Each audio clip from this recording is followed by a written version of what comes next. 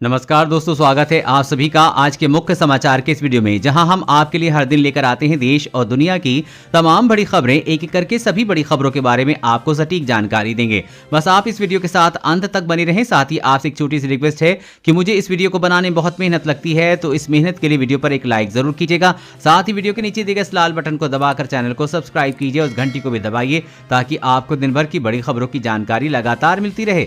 तो चलिए दोस्तों, एक एक करके सभी बड़ी खबरों के बारे में जान लेते हैं। तो दोस्तों, आज की पहली बड़ी खबर की अपडेट की बात करें तो ट्विटर, फेसबुक समेत सभी ओटीटी प्लेटफॉर्म पर कानून के दायरे में करेंगे काम। 3 महीने में लागू होंगे सख्त नियम। जी हां, केंद्र सरकार ने ओटीटी प्लेटफॉर्म, न्यूज पोर्टल और सोशल मीडिया के लिए गाइडलाइंस का ऐलान कर दिया है। केंद्रीय मंत्री रविशंकर प्रसाद और प्रकाश जावड़ेकर ने सोशल मीडिया, न्यूज पोर्टल और ओटीटी प्लेटफॉर्म को कानून के दायरे में लाने के लिए नियम जारी किए हैं।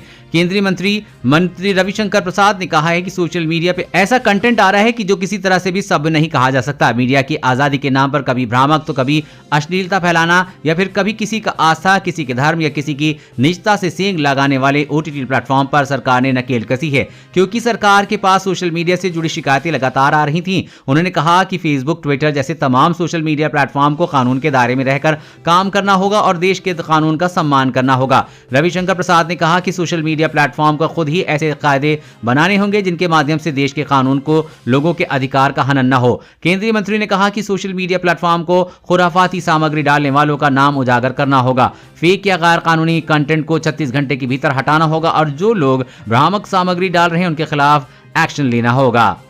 और अगली बड़ी खबर की बात करें तो रेल यात्रियों को बड़ी राहत, मोबाइल पर फिर से बुक कर सकते हैं जनरल टिकट। जी हां, जैसे जैसे ट्रेन सर्विस सामान्य हो रही है उसी स्पीड में इंडियन रेलवे की तमाम सहूलियतें भी बहाल हो रही हैं। अगर आप रेल में सफर करते हैं तो खबर आपके लिए काम की है।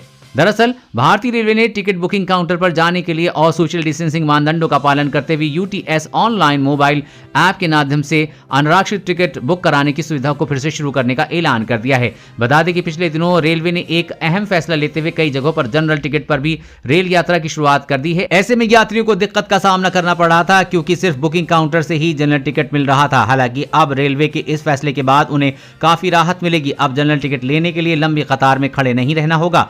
मोबाइल से ही जनरल टिकट बुक करा के अनारक्षित श्रेणी में यात्रा कर सकेंगे। और अगली बड़ी खबर की बात करें तो राशन की होगी होम डिलीवरी। दिल्ली वालों को घर बैठे मिलेगा आटा, चावल। जी हां, गेहूं, चावल या चीनी के लिए लोगों को अब राशन की दुकान की लंबी लाइन में नहीं खड़ा होना पड़ेगा। जरूरतमंद लोगों को अब राशन उनके घर के दरवाजे पर ही मिल जाएगा।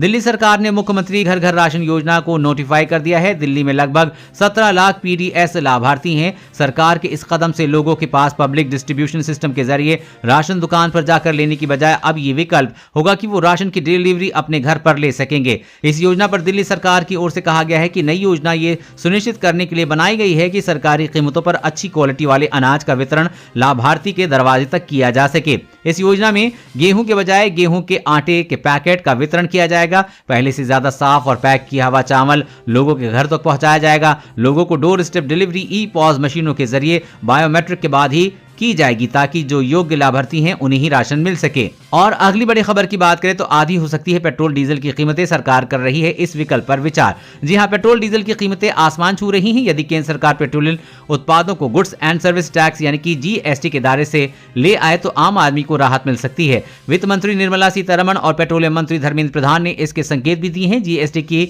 उचित दर पर भी पेट्रोल डीजल को रखा जाए तो मौजूदा कीमतें घटकर आधी रह सकती हैं। वर्तमान में पेट्रोल और डीजल पर केंद्र सरकार उत्पाद शुल्क और राज्य वैट वसूलते हैं।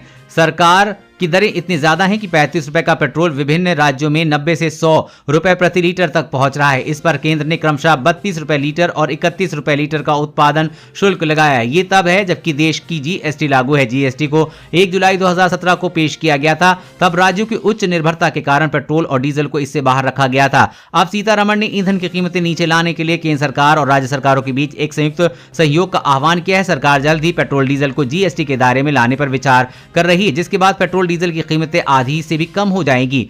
और अगली बड़ी खबर की बात करें तो याद रखना होगा 16 डिजिट का कार्ड नंबर। अमेजॉन, जोमैटो की नेटफ्लिक्स तर्क ऑनलाइन पेमेंट होगा थकाऊ। जी हां, डेबिट या क्रेडिट कार्ड नंबर 16 अंकों का होता है और हर कोई इसे याद नहीं रख सकता। खासकर ज्यादातर लोग एक से ज्यादा कार्ड का उपयोग करते हैं, जैसे में याद रखना मुश्किल है। लेकिन भारतीय रिजर्व बैंक यानी कि आरबीआई के नए नियमों के अनुसार आपके पास कोई विकल्प नहीं होगा। हाँ, एक विकल्प हो सकता है कि आप जहां भी जाएं कार्ड को साथ लेकर जाएं, क्योंकि आरबीआई ने नई गाइडलाइन जारी की है जो बताती है कि online merchant, e commerce website और पेमेंट एग्रीगेटर ऑनलाइन ग्राहक के कार्ड डिटेल्स को स्टोर करने की अनुमति नहीं होगी। ये नियम अमेजन, फ्लिपकार्ट, गूगल पे, पेटीएम, नेटफ्लिक्स आदि पर लागू होंगे, यानी कि ये कंपनियां आपके कार्ड नंबर और उसकी डिटेल्स को स्टोर नहीं कर पाएंगी। इसका मतलब यह है कि ऑनलाइन पेमेंट करने के लिए आपको अपना सीवी दर्ज कराने के बजाय अपने सभी कार्ड विवरण जैसे नाम, कार्ड नंबर और कार्ड की वैलिडिटी दर्ज करनी होगी। आरबीआई के सर्कुलर के मुताबिक ये नई गाइडलाइंस जल्दी शुरू कर दी जाएगी। और अगली बड़ी खबर की बात करें तो किसानों का बड़ा ऐलान, कृषि कानूनों के विरोध में 50 रुपए लीटर बिकने वाला दूध अब मिलेगा 100 रुपए में। जी हां, कृषि कानून का विरोध बढ़ता जा रहा है। दिल्ली सीमा पर किसान लगातार आंदोलन कर रहे हैं तो किसानों की महापंचायतें भी जारी हैं। सरकार मान नहीं रही है तो किसानों ने विरोध का दायरा बढ़ाना शुरू कर दिया है। इससे आमजन को परेशानियों का सामना करना पड़ेगा। भारतीय किसान यूनियन ने अब कृषि कानूनों के विरोध में बड़ा ऐलान किया है। सिंघू बॉर्डर पर बैठे संयुक्त मोर्चा के पदाधिकारियों ने दूध के दाम बढ़ाने की बात कही है। भारतीय किसान यूनियन के जिला प्रधान मलकीत सिंह ने बताया कि जल्द किसान दूध के दामों में बढ़ोतरी करने जा रहे हैं, जिसके बाद 50 रुपए लीटर बिकने वाला दूध अब दोगुनी कीमत यानी कि 100 रुपए लीटर बेचा जाएगा। मलकीत सिंह का कहना है कि केंद्र सरकार ने डीजल के दाम बढ़ाकर किसानों पर चारों तरफ से घेरने का भरपूर प्रयास किया है, लेकिन संयुक्त किसान मोर्चा ने तोड़ निकालते हुए दूध के दाम दोगुने करने का कड़ा फैसला ले लिया है। अगर सरकार अब भी न मानी तो आने वाले दिनों में आंदोलन को शांतिपूर्वक आगे बढ़ाते हुए हम सब्जियों के दाम में भी वृद्धि कर देंगे। और अगली बड़ी खबर की बात करें तो बैंक ग्राहकों के लिए जरूरी खबर, पीएनबी ने बदला पैसे से जुड़े लेन देन का नियम, 1 अप्रैल से होगा लागू। जी हां, देश के दूसरे सबसे बड़े बैंक पंजाब नेशनल बैंक ने अपने खाताधारकों के लिए महत्वपूर्ण सूचना जारी की है। इस सूचना के अनुसार बैंक ने पुराने आईएफएससी कोड और माइकर कोड को 31 मार्च तक बदलने के निर्देश दिए हैं। ऐसा नहीं करने पर ग्राहक ऑनलाइन तरीके से पैसों का लेन देन नहीं कर पाएंगे। बैंक ने अपने आधिकारिक ट्विटर अकाउंट से ट्वीट कर इस बात की जानकारी दी है। बैंक ने सभी खाताधारकों को पुराने आईएफएससी कोड और माइकर कोड को बदलने की अपील की है। ऐसा नहीं करने पर 31 मार्च 2021 के बाद से पुराने कोड के साथ खाताधारक पैसों का ट्रांजैक्शन नहीं कर पाएंगे। आपको बता दें कि केंद्र सरकार ने पिछले साल oriental bank of commerce, United bank of India का विलय पंजाब नेशनल बैंक में कर दिया, जिसके बाद इन बैंकों के ग्राहकों को अब नई चेकबुक और आईएफएससी और माइकर कोड लेने को कहा गया है। और अगली बड़ी खबर की बात करें तो पेट्रोल के साथ रसोई का तड़का भी हुआ महंगा, अप्रैल से पहले राहत के आसार कम। जी हां, सरसों के उत्पादन में बढ़ोतरी के अनुमान के बावजूद खाद्य तेल की महंगाई से ग्राहकों को राहत मिलने की गुंजाइश नहीं दिख रही है। खाने के तमाम तेल के दाम आसमान छू रहे हैं। तेल और तिलहन की वैश्विक आपूर्ति कम होने के कारण कीमतों में तेजी का सिलसिला जारी है। खाद्य तेल कॉम्प्लेक्स में सबसे सस्ता कच्चा पाम तेल का भाव बीते करीब 10 महीने में 89% उछला है। पाम तेल के दाम में इजाफा होने के खाने के अन्य तेल के दाम में भी जोरदार उछाल आया है, जिससे आम आदमी की परेशानियां बढ़ गई हैं। देश के खाद्य तेल उद्योग संगठनों की माने तो अप्रैल से पहले खाने का तेल महंगाई पर लगाम लगने के आसार कम हैं। और अगली बड़ी खबर की बात करें तो केजरीवाल सरकार का फरमान, 6 माह में सभी सरकारी वाहनों को बनाना होगा इलेक्ट्रिक। जी हां, दिल्ली सरकार की सभी विभागों को अब सिर्फ इलेक्ट्रिक वाहनों का उपयोग होगा। इस दिशा में केजरीवाल सरकार ने ऐतिहासिक कदम उठाया है। दिल्ली अब भारत की ही नहीं बल्कि पूरी दुनिया का पहला ऐसा प्रदेश है जहां सभी सरकारी विभागों को सिर्फ इलेक्ट्रिक वाहनों के उपयोग का निर्देश दिया गया है। डिप्टी सीएम मनीष सिसोदिया ने उम्मीद जताई है कि दिल्ली सरकार के इस कदम से प्रेरणा लेकर देश और दुनिया के अन्य शहरों में भी प्रदूषण से लड़ाई को प्राथमिक एजेंडा बनाया जाएगा। उन्होंने कहा कि आज जलवायु परिवर्तन और पर्यावरण से जुड़ी चुनौतियों को काफी गंभीरता से लेना जरूरी है। अन्य मामलों की तरह इस मामले में भी दिल्ली सरकार ने एक बड़ा कदम उठाया है। दिल्ली सरकार ने वित्त विभाग की ओर से इस संबंध में आदेश जारी किया है। दिल्ली इलेक्ट्रिक व्हीकल्स पॉलिसी के अंतर्गत ये आदेश जारी किया गया है। इसके अनुसार दिल्ली सरकार के सभी विभागों, स्वायत्त संस्थाओं तथा अनुदान प्राप्त संस्थाओं में मौजूदा किराया आधारित पेट्रोल, डीजल, सीएनजी से चालित सभी वाहनों के बदले 6 माह के भीतर इलेक्ट्रिक वाहनों का उपयोग करना अनिवार्य है।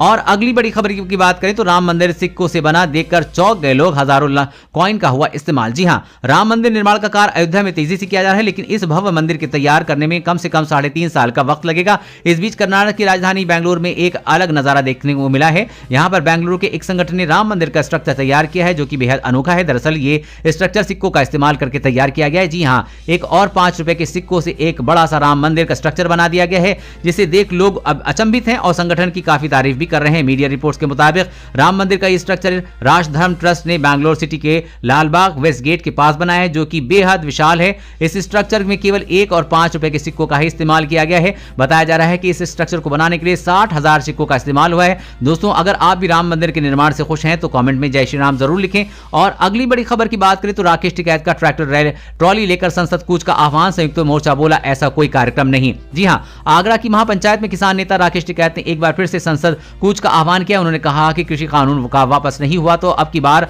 हल क्रांति होगी और किसान संसद में जाकर ट्रैक्टर चलाएंगे। दूसरी तरफ संयुक्त मोर्चा ने टिकैत के इस बयान से किनारा कर लिया है। बैठक के बाद मोर्चे ने कहा कि राकेश टिकैत का निजी बयान है, संसद कूच का मोर्चा का कोई कार्यक्रम नहीं। आपको बता दें कि टिकैत ने कहा था कि वो संसद में जाकर ट्रैक्टर चलाएंगे। अगर उन्हें जेल भी ले जाएंगे तो वहां जो पार्क है उसमें गेहूं मक्के की बिजाई करेंगे। टिकैत ने इसके साथ ये भी कहा था कि मुझे पता है कि इसके बाद मुझे 12-13 साल तिहाड़ जेल में रहना पड़ेगा, लेकिन किसान को आजाद हो जाएंगे। उन्होंने कहा कि तारीख में नहीं बताऊंगा, तारीख संयुक्त मोर्चा तय करेगा। टिकैत ने इस बयान पर अब संयुक्त मोर्चा ने किनारा करते हुए कहा है कि यह टिकैत का निजी बयान है।